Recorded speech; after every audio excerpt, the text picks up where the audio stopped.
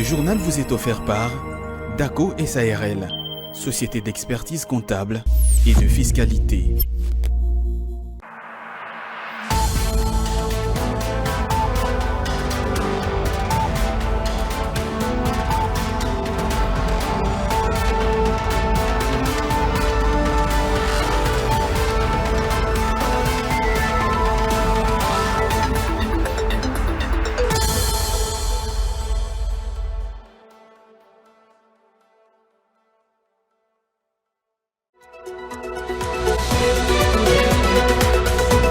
Comment explorer de manière interactive le débat politique sur les réseaux sociaux et produire un baromètre du débat politique?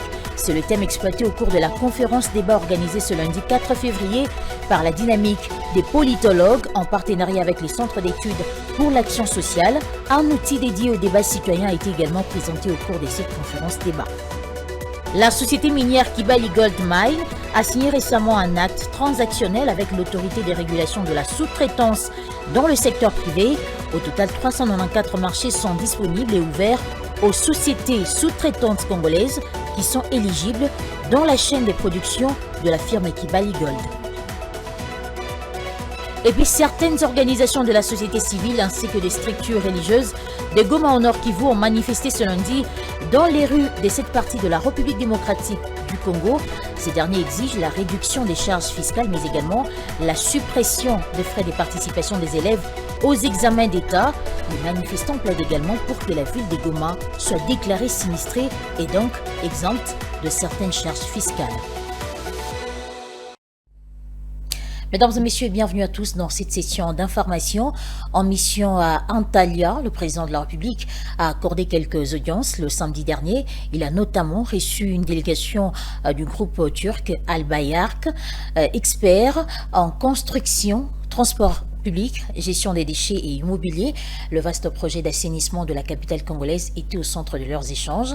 Le président congolais veut ainsi accélérer la mise en œuvre de ce projet. Suivez.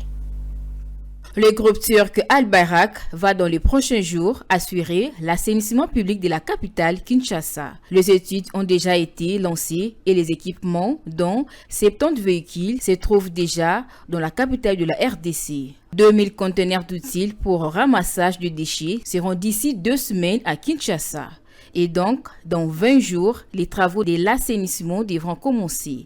Ce sont là les affirmations du président de l'entreprise turque qui a été reçu par le chef de l'État Félix Tshisekedi en marge du forum diplomatique de Antalya. Nous sommes en même temps spécialistes de réaménagement urbain, aussi embellissement de la ville. C'est pour cette raison que son Excellence nous a demandé de faire la même chose en Guinée aussi, parce que nous avons une expérience, un savoir-faire pour la gestion de système municipal. Donc nous avons déjà assumé la responsabilité de l'assainissement public d'une certaine partie de la ville de Kinshasa. Donc nous avons déjà commencé aux études. Les équipements pour l'assainissement public, surtout les véhicules, 70 véhicules, ils sont déjà à Kinshasa, ils sont déjà dans la douane. Donc nous avons déjà envoyé 2000 conteneurs de ramassage de déchets en Congo. Dans 20 jours, on va commencer d'une manière structurelle l'assainissement public de la ville de Kinshasa. Nous avons aussi un système de bus rapide que nous gérons à Conakry en Pakistan. Les habitants de Kinshasa, ils souffrent de l'embouteillage dans le centre-ville. C'est pour cette raison que depuis le centre-ville jusqu'à l'aéroport, il s'agit d'une ligne de 24 km. Les habitants de Kinshasa, ils vont circuler dans 55 minutes. Nous avons utilisé les bus 100% électriques, donc ils seront tous écologiques. Le président Félix Tshisekedi a poursuivi son séjour de travail en Turquie avec d'autres rencontres le dimanche, jour de clôture du forum diplomatique d'Antalya, qui a réuni, entre autres, les experts régionaux et internationaux du domaine de la diplomatie. Les questions de la protection du pouvoir d'achat des ménages et de la stabilisation du taux d'échange ont été passées au peigne fin lors de la dernière réunion du comité de conjoncture économique. Le Premier ministre Jean-Michel Sama Lukonde l'a évoqué au cours de la 127e réunion du Conseil des ministres tenue le 1er mars dernier. Le gouvernement préconise ainsi la diversification de l'économie nationale comme une réponse adéquate à cette crise. La décélération de l'inflation, la stabilisation du taux de change, les redressements de cours miniers, Ce sont là les quelques défis auxquels fait face l'économie de la République démocratique du Congo. Les sujets a été placé avec un grand intérêt sur la table des échanges lors de la dernière réunion du comité des conjonctures économiques. Le Premier ministre Jean-Michel Samaloukonde l'a rappelé lors de la 127e réunion du Conseil des ministres qu'il a présidé en l'absence du chef de l'État. Sur le marché, le pouvoir d'achat est négativement affecté par le tableau que peint la conjoncture économique du pays. Ce, malgré la mise en œuvre des mesures de stabilisation conjointes décidées par les gouvernements et la BCC. La matérialisation du processus de lutte contre l'inflation et la stabilisation du taux d'échange étant un processus qui requiert du temps, la solution majeure et pérenne demeure la diversification de notre économie pour l'augmentation du produit intérieur brut. Les produits miniers d'exportation pourvoyeurs des recettes au pays, à l'instar du cobalt, accusent depuis un moment une baisse de prix sur les marchés internationaux. Situation à laquelle le gouvernement veut également remédier. Des mesures appropriées ont été recommandées notamment pour la stabilité des cours mondiaux. Il a été également demandé à la ministre des Mines d'accélérer la prise en compte des actions à mener par les structures concernées de son ministère afin de réguler l'offre du cobalt, notamment avec la production des artisanats. La gouverneure de la BCC, Kabedi Malangou, a dans sa récente communication reconnu les défis difficiles de l'économie qu'a caractérisé l'année 2023. Par ailleurs, elle a annoncé les bonnes perspectives pour l'année en cours. Ce sera un espace d'échange entre les entrepreneurs de la sous-traitance avec les entreprises principales et les autorités gouvernementales. La mise en place de la foire de l'entrepreneuriat et de la sous-traitance a été proposée lors de ce même conseil du gouvernement par le ministre de l'entrepreneuriat Désiré Nzinga. Cette foire, organisée une fois l'an, permettra également aux entrepreneurs sous-traitants de tisser des partenariats avec les entreprises d'autres secteurs. On écoute à propos le ministre de la Communication, Patrick Mouillère. Le ministre des PME a proposé la mise en place d'une foire de l'entrepreneuriat et de la sous-traitance. Il s'agit d'un espace où les entreprises congolaises de sous-traitance pourront échanger avec les entreprises principales et les autorités gouvernementales, mais aussi développer des partenariats avec les autres entreprises du même secteur. Elle servira aussi de cadre d'apprentissage sur les procédures de passation de marché au sein des entreprises principales, mais aussi sur le cadre réglementaire régissant les marchés privés dans notre pays. Les entrepreneurs congolais fondateurs des entreprises de sous-traitance pourront également recevoir et rencontrer des potentiels investisseurs qui seraient en capacité d'investir et d'acheter jusqu'à 49% des parts de l'entreprise selon les prescrits de la loi. La foire de l'entrepreneuriat et de la sous-traitance devra être organisée chaque année dans une dynamique participative entre les secteurs publics, les secteurs privés et les partenaires étrangers. La société minière Kibali Gold Mine a signé un acte transactionnel avec l'autorité des régulations de la sous-traitance dans le secteur privé la semaine dernière au siège de cette institution à Kinshasa. Au total, 394 marchés sont disponibles et ouverts aux sociétés sous-traitantes congolaises qui sont éligibles dans la chaîne de production de la firme Kibali Gold. Commentaire. Pour avoir été répertorié il y a peu parmi les sociétés minières qui ont œuvré durant des années en violation de la législation sur la sous-traitance dans leur chaîne de production, avec risque de subir la sanction de fermeture momentanée, le géant minier Kibali Gold Mine a finalement reconnu avoir travaillé avec des sous-traitants non éligibles au détriment des entrepreneurs locaux. Pour ce qui a été dit qui n'était pas correct ou réglementaire par rapport à ce travail, dont la recommandation de l'ARSP était la cessation de ce contrat, cela a été certainement fait. C'est à nous d'accepter ces erreurs, de le corriger là, il faut le corriger, et de l'accompagner. Le combat du DG Miguel, c'est un combat noble. Nous devons l'accompagner puisqu'il s'inscrit aussi même dans la vision de son Excellence, Monsieur le Président de la République. En effet, cet acte transactionnel signé conjointement vient justement mettre un terme aux tractations et différends nés des conclusions de la mission de contrôle organisée sur leur site par l'autorité des régulations de la sous-traitance dans le secteur privé. Le gendarme de la sous-traitance, Miguel Cachal, s'est félicité d'avoir mené parfaitement bien ce combat noble avec l'appui sans faille du chef de l'État Félix-Antoine Tshisekedi afin d'obtenir avec témérité ce gain de cause. Je vais tout d'abord féliciter le président de la République, chef de l'État, avec nos hommages les plus déférents pour son implication personnelle dans le développement de la classe moyenne dont il est lui-même le mentor. Nous avons signé cet acte transactionnel qui stipule que tous les 394, tous ces marchés restent obligatoirement en République démocratique du Congo. Nous demandons à notre population de faire confiance au chef de l'État. C'est comme ça que j'ai dit, nous faisons un travail de fond. Les entrepreneurs qui seront recommandés doivent être des entrepreneurs qui doivent bien prester. Et ça passera par les appels d'offres. Et les appels d'offres, ce n'est pas l'ARSP qui va publier les appels d'offres, c'est Kibali qui va lancer les appels d'offres, mais sur le site de l'ARSP. Et nous, ensemble avec la Fédération des entreprises du Congo, nous allons aider aussi la société Kibali à faire une bonne sélection. Ce protocole signé ouvre donc la voie à des opportunités de marché aux entrepreneurs locaux, lesquels marchés qui étaient jadis détenus principalement par la société TCFF et une dizaine d'autres.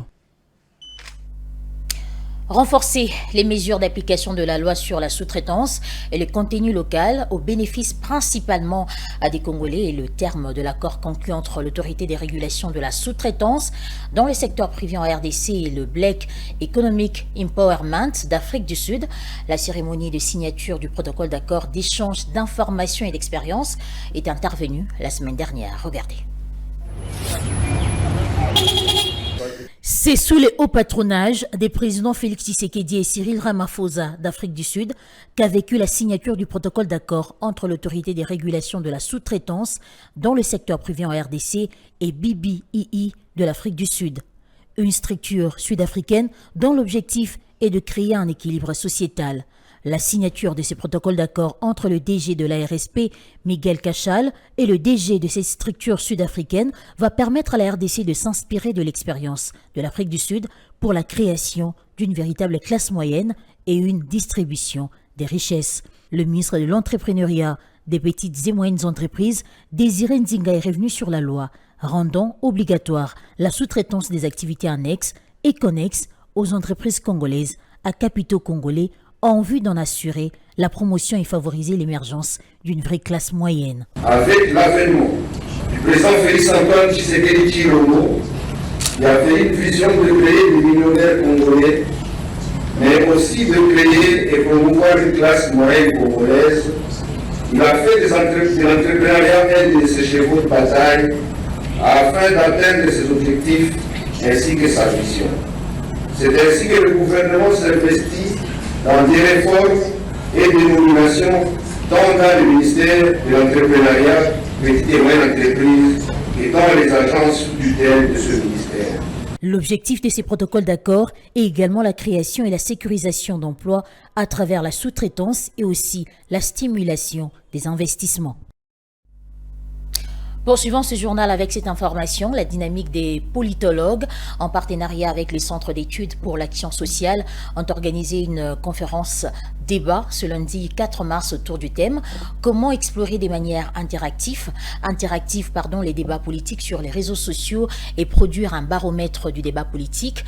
C'était également l'occasion de présenter d'une manière officielle le Politoscope, un outil dédié au débat citoyen démocratique et responsable.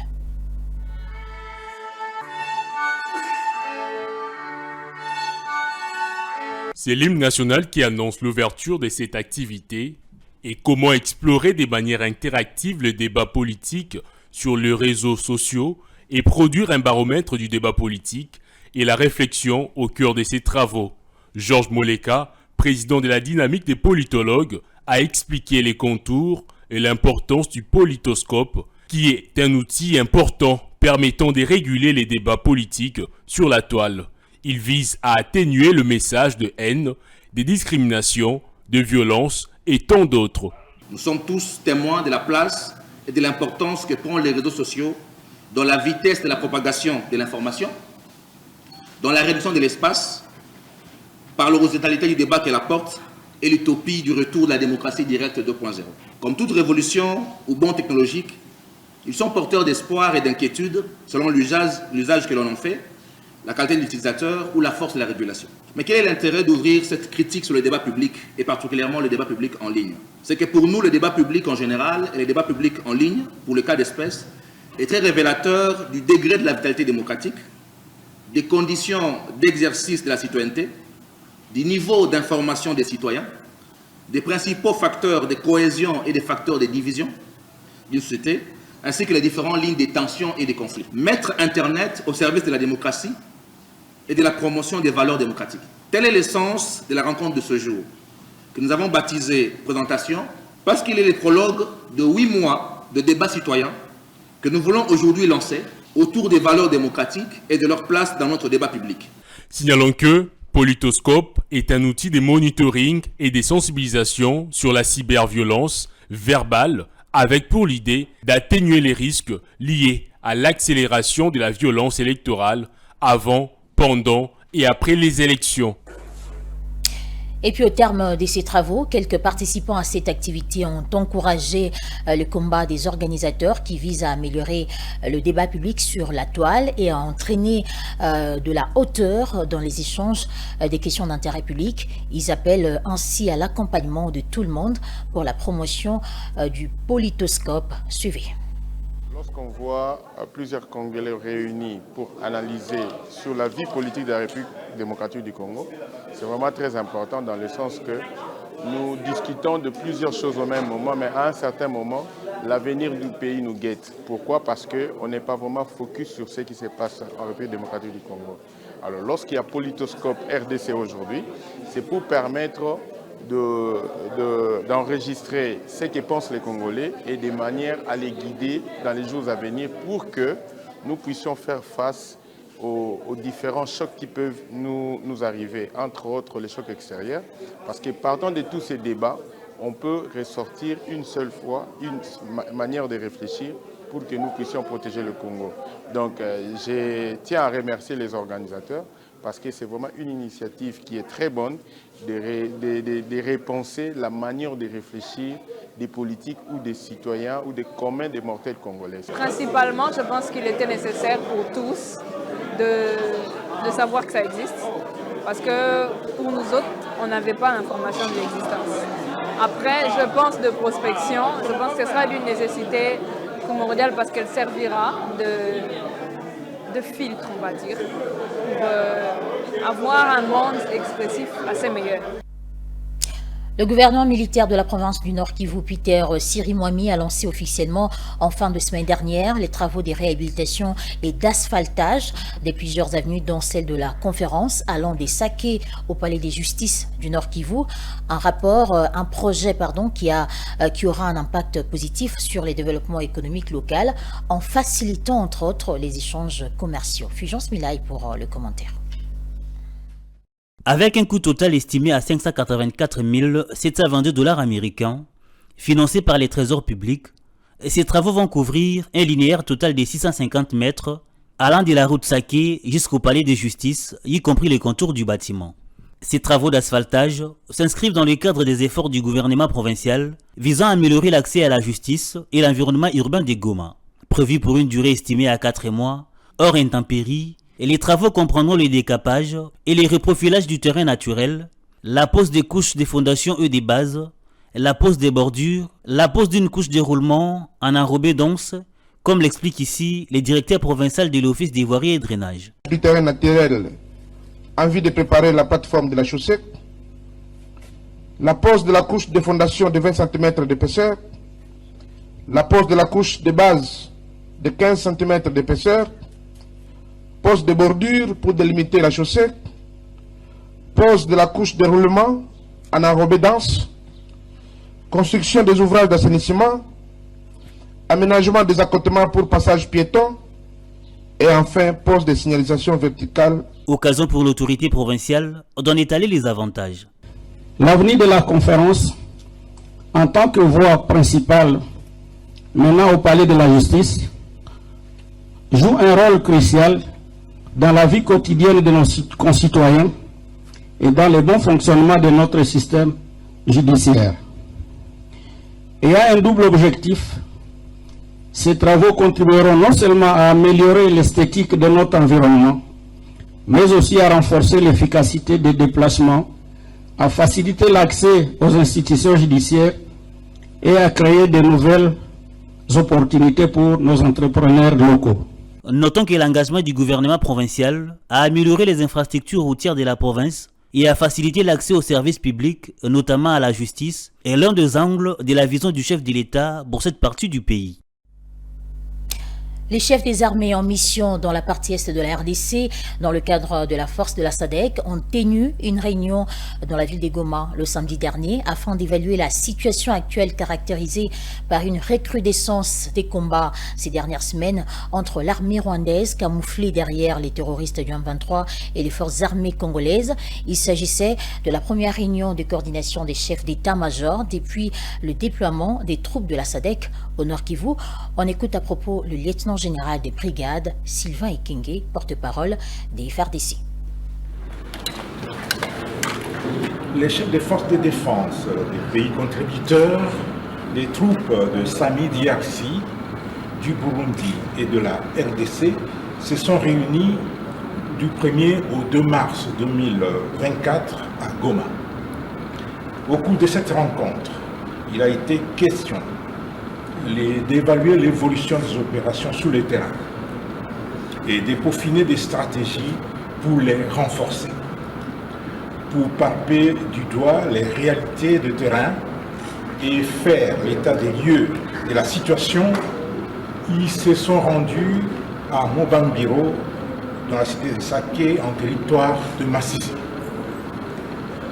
Leur présence à Goma est un signal fort qui annonce l'engagement et la détermination de la SADC et du Burundi aux côtés de la RDC pour le retour de la paix dans sa partie orientale. Je le disais dès l'entame de ce journal, plusieurs organisations de la société civile ainsi que des structures religieuses de Goma au Nord Kivu ont organisé ce lundi 4 mars une marche pour exiger la réduction des charges fiscales mais également la suppression des frais de participation des élèves aux examens d'État. Par ailleurs, les manifestants plaident pour que la ville de Goma soit déclarée sinistrée et donc exempte de certaines charges fiscales. Rams Kiriza, membre de la société civile de Goma, revient sur l'essentiel de cette marche dans cet extrait choisi par Ozeka Bamba. Nous avions appelé le gouvernement provincial en disant qu'il faut qu'il y ait les allègements des taxes puisque nous sommes en crise de guerre depuis plus de 2 ans aujourd'hui. Et la ville de Goma est enclavée aujourd'hui, ça fait 2 mois qu'on n'arrive pas à se communiquer avec d'autres provinces. C'est ainsi que le mouvement citoyen, que la société civile et certaines organisations en caractère religieuses se sont quand même mises ensemble pour réfléchir comment est-ce que nous pouvons écrire au gouverneur de la province pour les allègements d'État. Je donne un titre d'exemple.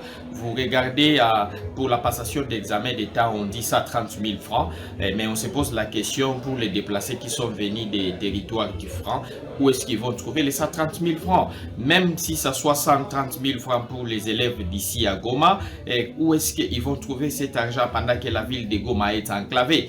Voilà pourquoi nous demandons qu'il y ait suppression totale des taxes à la passation d'examen d'État. Les femmes qui vendent de petites choses dans le marché, le produit de première nécessité, d'abord qui n'arrivent pas à se faire voir, et dès malheureusement il y a des taxes et qui ont maintenant des répercussions fatales sur les montées en puissance des produits de première nécessité. Et que voilà la raison pour laquelle nous nous sommes mis autour d'une table pour dire au gouvernement congolais de déclarer la ville de Goma sinistrée. Nous demandons au gouverneur militaire, nous demandons au chef de l'État de prendre cette question au sérieux. Nous avons quand même un ministère qui est en charge des sociales. Il doit faire son travail. C'est l'heure de la revue de presse.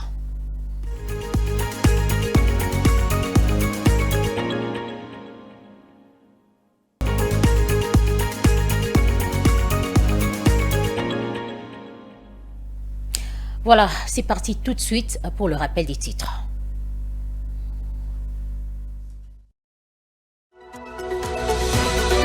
Comment explorer de manière interactive les débats politiques sur les réseaux sociaux et produire un baromètre du débat politique? C'est le thème exploité au cours de la conférence débat organisée ce lundi 4 février par la Dynamique des politologues en partenariat avec les centres d'études pour l'action sociale. Un outil dédié au débat citoyen a été également présenté au cours de cette conférence débat. La société minière Kibali Gold Mine a signé récemment un acte transactionnel avec l'autorité des régulations de la sous-traitance dans le secteur privé. Au total, 394 marchés sont disponibles et ouverts aux sociétés sous-traitantes congolaises qui sont éligibles dans la chaîne des productions de la firme Kibali Gold. Et puis certaines organisations de la société civile ainsi que des structures religieuses de Goma au Nord Kivu ont manifesté ce lundi dans les rues de cette partie de la République démocratique du Congo. Ces derniers exigent la réduction des charges fiscales mais également la suppression des frais de participation des élèves aux examens d'État. Les manifestants plaident également pour que la ville de Goma soit déclarée sinistrée et donc exempte de certaines charges fiscales.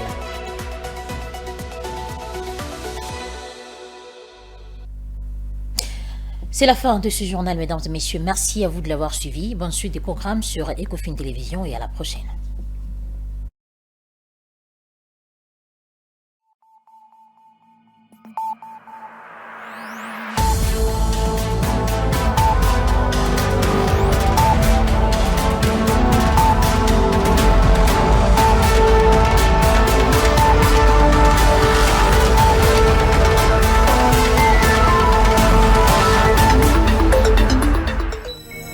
Ce journal vous a été offert par DACO SARL, société d'expertise comptable et de fiscalité.